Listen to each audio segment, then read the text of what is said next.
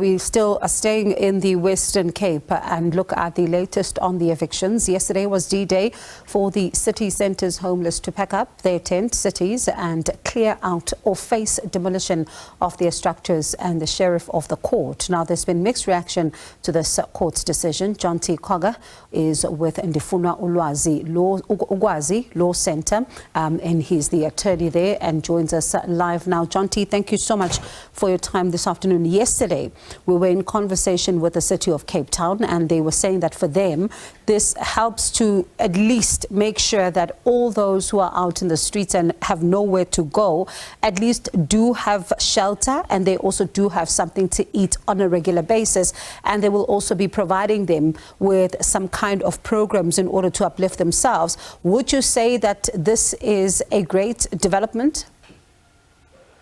Yes, thank you. Thank you so much for having me. I think it's a start. But you must remember, homelessness is linked to broader inequality, landlessness, and poverty in our country. And you can't take an isolated view of that systemic problem. So if you say you're just going to provide, a small slither of provision for a deeper structural issue, yes, that will serve a limited purpose. But the question that the city and the rest of society really need to ask is it going to solve the long-term problem? Unfortunately, what's going to happen, and I loathe to say this because it's a very sad fact, is that if the provision of alternative accommodation isn't suitable to address long-term needs, an eviction itself is just going to kick the problem down the road. And Jonty, as you say, I mean, it speaks volumes about the difficulties, that those who are landless and homeless face in South Africa, because they struggle to survive, every single day, and at times they clash with the law. Yes, and unfortunately what happens then is that clash is often, takes a punitive or a criminalized lens. And so the effect of that is being homeless or being poor is tantamount to being a crime. And that level of criminality is not only deeply insulting, but it's embedded in our very shameful past, where access to urban places was a criminal offence. If you recall, black, coloured people had to carry a dompas in order to access white-only urban areas, and so that criminalisation draws on that deep, shameful past. And what we need to do is move away from that and provide more positive alternatives to living on the street. So when it comes then to the long-term solutions, yesterday the MMC saying that they're exploring and looking at various options and ways in order for them to ensure that, there is some kind of sustainability here. But are the right conversations being had with everyone who is a stakeholder in this regard in order to be able to put heads together so that this does not continue to be a problem that persists? There's definitely an opportunity to explore collaboration and joint efforts to resolve the problem. There's no silver bullets to resolving homelessness and landlessness. The government has various programs, but what those programs need to do is address every single layer of the housing ladder. So if you're homeless, you need a shelter, then you need to be able to progress to the next level, which is transitionary housing, and then social housing. But if every single layer is inadequate in its provision because the demand outweighs the supply, then ultimately we have a systemic problem. So we need a complete overhaul of the provision of housing in order to adequately address it, and that's the reality. So when it comes then to this particular overhaul, Jonty, I wonder, in your view, what does it look like? It's an all of society response, and it's not just the state.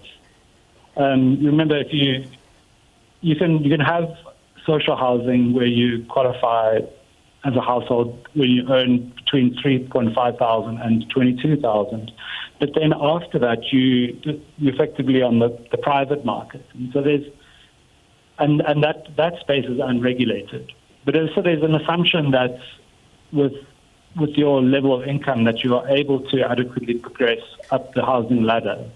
And so it's not just the state providing, it's the private sector as well.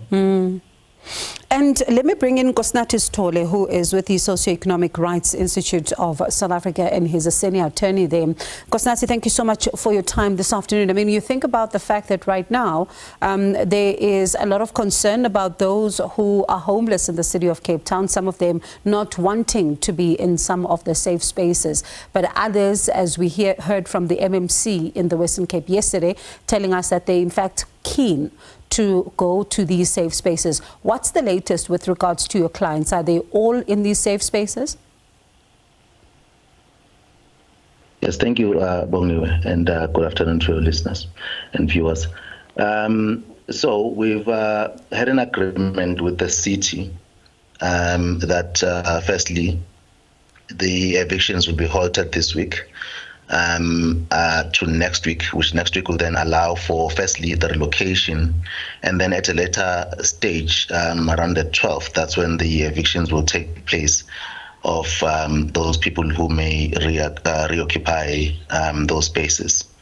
But as things stand, people are willing to relocate to the spaces. And remember also the judgment allows for people to reconsider after this stage as to whether they do want to go to the safe spaces or not. The only change, if I may add, from the last time is that the safe space that was provided or offered by the city, which was wholly inadequate, will now no longer be a consideration for our clients. In fact, a new safe space has been offered to our clients. And are you happy with the conditions there? We are happy with the condition insofar as they relate to the place being habitable for human beings. But of course, there are other issues that people have been lamenting about relating to the treatment by the service provider and so on, which is something that may need to be looked into in future. And I suppose as you speak about the issue of treatment, yesterday when we spoke to the MMC, she was telling us that, they're going to ensure that while they are there in their safe spaces, there's going to be programs that they're going to be part of to ensure that, they do get some development, attached to it and also be able to then be prepared for the future should they need to leave the city, the safe spaces. But now you are talking about the issues of treatment. Have you been able to get sight of some of these programs that could potentially be offered, and have you raised the issue of treatments as well?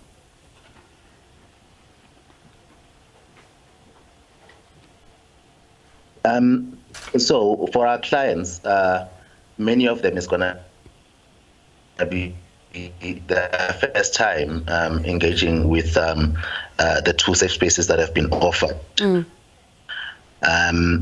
Many of them had engaged with Safe Space 1, which it was the treatments there. The treatment is very bad, and therefore we have yet to see how they are treated in the new safe spaces, and if they require intervention, we will intervene to make sure the treatment there of people and the service providers that have been put in place to run the safe spaces do so in terms of the law. And finally then, Nkosinathi, I was speaking to Jonty earlier about this because it's important that there needs to be a long-term solution here, because even the city admits the fact that, yes, this might be short-term, but there needs to be a conversation here to ensure that you do not find yourselves in this position again. What do those conversations look like now in this particular climate, especially to ensure that your clients are not finding themselves back on the streets, but at the same time, you have a long-term solution to address the housing crisis? Well, unfortunately, we haven't had an opportunity to sit on the table with around the table with the city of Cape Town around the issue of housing going forward.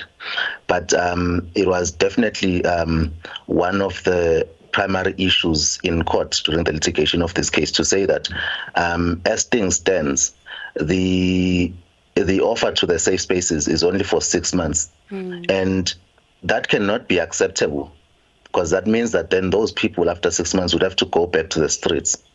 Now, that is why, in terms of this judgment, the court order specifically says that the occupiers will be entitled to stay in the safe spaces that have been offered for the first 6 months, and thereafter, on request, it must be extended up until they are able to find alternative accommodation on their own.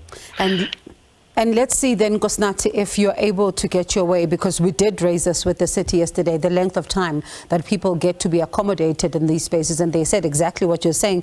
But let's hope then it becomes, something that doesn't become a problem later. But let me thank you for your time, and let's continue then to engage on this particular one. Quite an important conversation. That was Jonty Cogger, the Ndifuna Ukwazi Law Centre attorney, as well as Nkosinathi Sithole, Socio-Economic Rights Institute of South Africa's senior attorney.